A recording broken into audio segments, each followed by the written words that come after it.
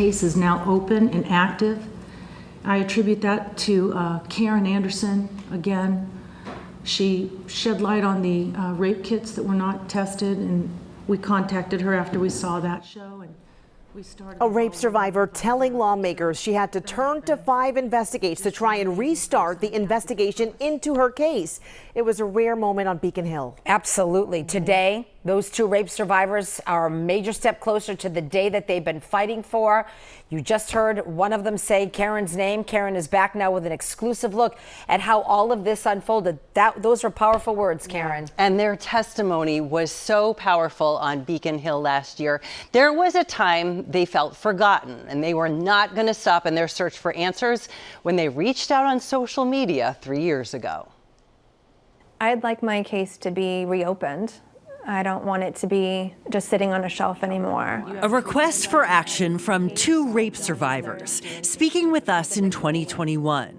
They reached out after seeing our report revealing thousands of rape kits had never been tested in Massachusetts. I want to know if they still have DNA in the rape kit. They were frustrated by the lack of answers. Had their rape kits even been tested? Was anybody even looking to solve their case anymore? Please reopen my case. It was 33 years ago, 2 days after Christmas, 1989. The 2 women were working in a clothing store on Route 9 when a man walked in posing as a customer. He was very clean shaven. He was very presentable. He was in khakis, in a casual jacket and shirt, not business attire. He said, "You have a .357 Magnum pointed at your side. Don't move, don't do anything stupid or I'll blow you away." He had me crawl naked on my hands and knees to the back office, and that's where the assault happened. So he would yell at me, shut the F up, put the gun against me hard. He wanted the fear. He didn't want anything to be calmed down or anybody to take control. One of the main memories that I have is he kept saying over and over again, "Don't look at me." A few times I kept looking back at him when I was taking my clothes off, and then he would hit me in the head with the gun, and he would catch me and say, "Don't look at me. Don't look at me or I'll blow you away." After the brutal attack, the man stole their wallets and money from the store safe. And his instructions were to both of us to count to a certain number, and we could get up. Both women underwent an invasive sexual assault examination, a rape kit. Just as gut-wrenching as it was going through the actual assault that day. There's a very strong indication, it's a possibility, very strong possibility that the same person. 3 weeks after the attack, police revealed they believed the suspect was a serial rapist who had attacked women in Norwood, Boston, and Braintree.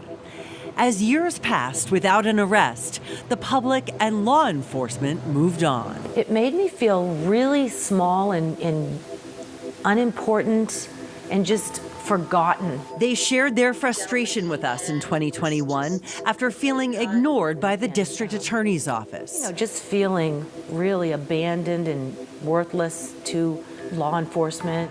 Their persistence paid off last year when the DA and Framingham police turned to forensic genetic genealogy, using DNA from the crime scene to find someone in the rapist's family tree.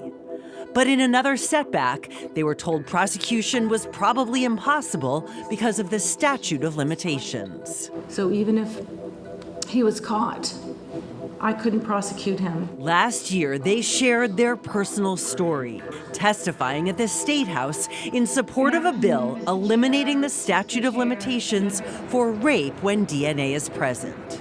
I've been searching for justice for over 30, almost, there'll be 35 years in December, and I'm not going to stop.